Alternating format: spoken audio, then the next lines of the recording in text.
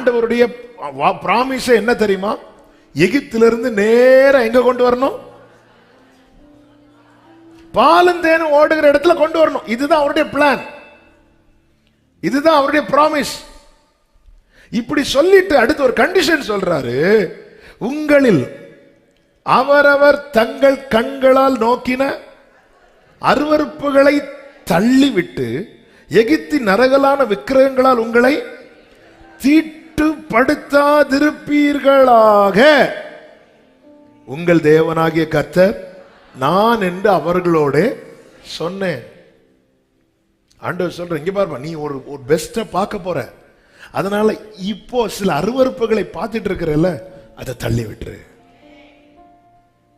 ஆனால் அவர்களோ, 8வது வசனம் பாருங்க, என் சொல்லை கேட்க மனமில்லாமல் எனக்கு விரோதமா இல்ல.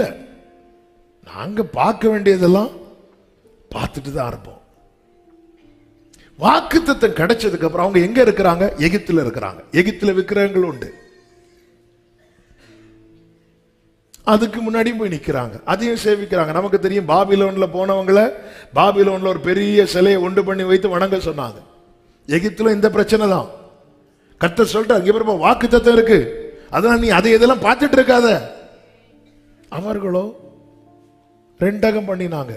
சரின்னு சொல்லிட்டு அந்த 8வது வசனத்துல, அவரவர் தங்கள் கண்களால் நோக்கின அருவருப்புகளை தள்ளி போடாமலும் எகிப்தின் நரகரான விக்கிரகங்களை விடாமல் இருந்தாங்க. சிலதை தள்ளி போடல, சிலதை விடல. ஆதலால் எகிப்து தேசத்தின் நடுவில் என் கோபத்தை அவர்களிலே தீர்த்து கொள்வேன். எவர்களிலே? யாருக்கு வாக்குத்தத்தம் கொடுத்தாரோ அவர்களிலே தீர்த்து கொள்வேன் என்று என் உக்கிரத்தை அவர்கள் மேல் ஊற்றுவேன் என்றேன். அப்படி சொல்லிட்டு அடுத்த வசனம் பாருங்க, ஆகிலும் நான் என்னை அவர்களுக்கு வெளிப்படுத்தி என் நாமத்தின் நிமித்தம் அவர்களுக்கு கிருபை செய்தேன். அந்த கிருபை தான் என்ன? எகிப்திலிருந்து புறப்பட பண்ணுகிறார். அவருக்கு பிளான் என்ன? எகிப்திலிருந்து நேரம் எங்க கொண்டு போனோம்? பாலும் தேனும் ஓடுற தேசத்தை கொண்டு போனோம். அதுக்கு அவர்கள்ட்ட என்ன சொல்லுகிறார்? சிலதை விட்டுரு. இவங்க விடல. ஆனாலும் அவருடைய கிருபையின்படி அவர் எகிப்திலிருந்து வெளியே கொண்டு வந்தார். ஆனா நேரம் எங்க கொண்டு போகல? அடுத்த வசனத்தை பாருங்கள். ஆகையால் நான் அவர்களை எகிப்து தேசத்திலிருந்து புறப்பட பண்ணி அவர்களை வனாந்திரத்தில் அழைத்து வந்து. ஆண்டவரே, நீங்க வனாந்திரத்தை சொல்லவே இல்லையா? ஆண்டவரே, சொல்லலதான். இந்த வனாந்திரம் எப்படி வந்தது? உன்னால் வந்தது. இந்த வனாந்திரம் எப்படி வந்தது? என்னால் வந்தது. எகிப்துல ஆண்டவர் என்ன சொல்றாரு? என் ஜனத்தின் உபத்திரவத்தை நான் பார்த்து அவர்கள் கூக்குரலை கேட்கவே கேட்டு அவர்கள் வேதனையை அறிந்த. இவ்வளவு அறிந்தவர் 40 வருஷம் வனாந்திரத்தில் சுத்த வைக்கிறார்னா, அறிஞ்சு என் கஷ்டம் தெரிஞ்சு என்ன கஷ்டப்படுத்துறீங்களே, அப்படித்தானே நமக்கு சொல்ல தோணும். ஆண்டவர் தெளிவா எழுதி வைக்கிறார், வனாந்திரத்தில் நான் நடத்தினது என் பிளான் கிடையாது, அது உன் பிளான்.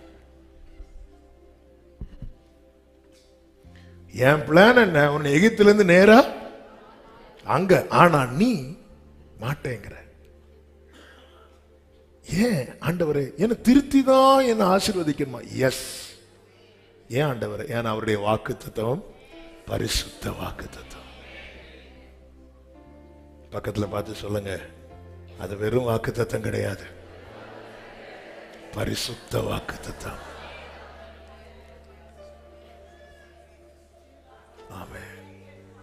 பரிசுத்த வாக்குத்தத்தம். அந்த பரிசுத்த வாக்குத்தத்தம் எழுதி இருப்பது இந்த பரிசுத்த வேதாகமத்தில். எழுதினவர் பரிசுத்த ஆவியானவர். யாருக்கு கொடுக்கிறார்? பரிசுத்தவான்கள் கூட்டத்தில். இந்த வாக்குத்தத்தம் பரிசுத்த வாக்குத்தத்தம். அவர் இதை நிறைவேற்ற நினைக்கும் போது யாருக்கு நிறைவேற்றுகிறாரோ அவர்களை நினைக்கிறார். இப்ப வனாந்திரத்தில் அழைத்து வந்து 11வது வசனத்துல என் கட்டளைகளை அவர்களுக்கு கொடுத்து என் நியாயங்களை அவர்களுக்கு தெரியப்படுத்தினேன்.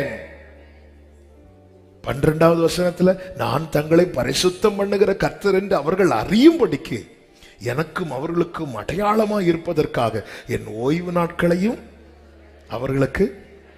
இப்ப எகிப்திலே கர்த்தர் சொல்லிட்டார், நீ அதை தட்டிட்டேனா, அதை விட்டுட்டேனா, தள்ள வேண்டியதை தள்ளி அகற்ற வேண்டியதை அகற்றிட்டு வா, உனக்கு நான் சூப்பரா வச்சிருக்கிறேன் வா. அப்ப நமக்கான வாக்குத்தத்தம் ஆயத்தமாக்கப்பட்டு கொண்டிருக்கிறது. தேவன் நம்மை ஆயத்தமாக்கி கொண்டிருக்கிறார். அதான் நான் பார்த்து வைத்து, நான் பார்த்து வச்சிருக்கிறேன் சூப்பரா ஒன்று பார்த்து வச்சிருக்கிறேன். ஹல்லேலூயா. சில கடைகளுக்கு போயிட்டு நம்ம கிட்ட அப்போ வாங்குறதுக்கு பிளான் இல்லைனாலும் நம்ம பிள்ளைங்களுக்கோ அல்லது நமக்கோ எதுக்கோ ஒன்று சிலது நம்ம பார்த்து வச்சிருப்போம், இதை வாங்கணும். யாருக்கு கிஃப்ட் கொடுக்கறது கூட சிலதெல்லாம் பார்த்து வச்சிருப்போம் பெஸ்ட் பார்த்து வச்சிருப்போம். இப்போ வாங்குறதுக்கு வசதி இல்லைனாலும் அப்புறமாவது சிலதை பார்த்து வைப்போம். சில ட்ரெஸ் அப்படி பார்த்து வைப்போம், சிலதை அப்படி பார்த்து வைப்போம். கர்த்தர் சொல்றாரு, இருக்கிறதுலே பெஸ்ட்டை நான் பார்த்து வச்சுட்டேன், அதை உனக்கு வாக்குத்தத்தமா தந்துட்டேன். அதனால இப்போ நீ சிலதை பார்த்துட்டு இருக்க பாரு, அதை விட்டுருக்கிறார். இவங்க அதை விடாம அதையும் பார்க்கணும்னு நினைச்சிட்டு இருந்தாங்க. கர்த்தர் சொன்னான், உனக்கா நான் செய்யணும்னு நினைச்சேன், அப்படி உக்கிரத்தை ஊட்டலான்னு வரும்போது வேகத்திலிருந்து வெளியே கொண்டு வந்துட்டார். அப்படா வெளியே கொண்டு வந்தார். இப்போ விட்டுருவாருன்னு பார்த்து நேரம் வனாந்திரத்தில் விட்டார். வண்டி என்ன டைரக்ஷன் மாறுது, வனாந்திரத்தில் விட்டாச்சு. விட்டுட்டு இப்ப கட்டளைகளை கொடுக்கிறார். சரிப்பா, உன்னை எகிப்திலிருந்து விட முடியல, வனாந்திரத்தில் வந்து விடலாமா? வனாந்திரம் என்பது புதிய ஏற்பாட்டில் நீங்க படிச்சீங்கன்னா தெரியும், வனாந்திரத்திலே சபையிலே என்று சொல்லப்பட்டிருக்கிறது. கர்த்தர் சபைக்குள்ள கொண்டு வரார், கொண்டு வந்து உபதேசத்தை கொடுக்கிறார், வார்த்தைகளை கொடுக்கிறார், கட்டளைகளை கொடுக்கிறார். எதுக்கு? நீ சரியாகணும். ஏன்னா உனக்குன்னு பார்த்து வச்சது இன்னும் அப்படியே இருக்கு. ஆனாலும் இவர்களோ 13வது வசனம், எனக்கு ரெண்டகம் பண்ணினார்கள், மிகுந்த பரிசுத்த கொலைச்சலை உண்டாக்கினார்கள். உடனே கர்த்தர் என்ன செய்கிறார்னா, அவர்களை நிர்மூலமாக்கும்படிக்கு அவர் அப்படியே கோபத்தை ஊட்டலாம் நினைக்கிறார். 14வது வசனத்தில் இருக்கிறது, ஆகிலும் என் நாமத்து நிமித்தம் ஆமென் கிருபை செய்தேன். 15வது வசனம், ஆனாலும் அவர்கள் என் நியாயங்களை வெறுத்து என் கட்டளைகளில் நடவாமல் போனார்கள். உடனே கர்த்தருக்கு கோபம் வந்து என்ன சொல்லுகிறார்? 16வது வசனத்துல, நான் வாக்குத்தத்தம் பண்ணினதும் பாலும் தேனும் ஓடுகிறதும் எல்லா தேசங்களின் சிங்காரமான தேசத்திலே அவர்களை கொண்டு வந்து விடுவதில்லை என்று ஆணையிட்டேன். நான் கொண்டே வர மாட்டேன் ஆணையிட்டார். சொல்லிட்டு அடுத்த வசனத்துல, ஆகிலும். உங்களுக்கு ஒரு ஹோம்வொர்க், வீட்டில் போய் எத்தனை ஆகிலும் இருக்குன்னு, எவ்வளவு நல்ல தேவன் பாருங்க. ஆகிலும் சொல்லிட்டு அவங்கள நான் நிர்மூலமாக்கல. இப்ப அவருடைய எதிர்பார்ப்பு யார் மேல போகுது தெரியுமா? பிள்ளைங்க மேல. சரி, அவங்க பிதாக்கள் தான் இல்ல, அடுத்த தலைமுறையாவது. எத்தனை தலைமுறைகளை தாண்டி வந்திருக்கிறோம் தெரியுமா? அவர் எதிர்பார்க்கிற ஒரு ஜாதி இருக்கிறது, பரிசுத்த ஜாதி. அவர் எதிர்பார்க்கிற ஒரு கூட்டம் இருக்கிறது, பரிசுத்த கூட்டம். அவர் எதிர்பார்க்கிற ஒரு சந்ததி இருக்கிறது, பரிசுத்த சந்ததி. அப்படியே பிள்ளைங்க கிட்ட வராரு. வரும்போது இப்ப பிள்ளைங்கள்ட்ட சொல்றார், வனாந்திரத்திலே அவர்களுடைய பிள்ளைகளை நோக்கி. ஆமே பிதாக்களே, நீங்க அவரை நோக்க தவறினாலும் அவர் உங்க பிள்ளைகளை பார்க்கிறார். ஆமே, பிதாக்கள்கிட்ட என்ன எதிர்பார்த்தாரோ நீங்க அதுக்கப்புறம் கீழே படிச்சீங்கன்னா அதே தான் ரிப்பீட்டா. அவர் திரும்பி அதுதான் எதிர்பார்க்கிறார்.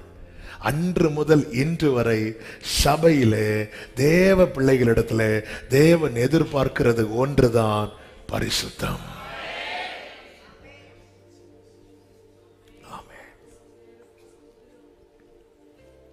அப்போ வாக்குத்தத்தம் பெற்றவனுடைய வாழ்க்கை என்பது எவ்வளவு முக்கியமா இருக்கிறது. எப்படியும் வாழ்ந்து வாக்குத்தத்தத்தை சுதந்தரித்து விடலாம் என்று ஒருபோதும் தப்பெண்ணம் கொண்டு உங்களை நீங்களே வஞ்சித்துக் கொள்ளாதிருங்கள். அவருடைய வாக்குத்தத்தம் எப்படிப்பட்ட வாக்குத்தத்தம்? இதை மறந்துடவே செய்யாதீங்க. Holy promise. கர்த்தர் எனக்கு தந்த வாக்குத்தத்தம்னு எழுதாம இனி எழுதும் போது அதுக்கு கூட ஒண்ணு அழுத்தி எழுதுங்க. கர்த்தர் எனக்கு தந்த பரிசுத்த வாக்குத்தத்தம்.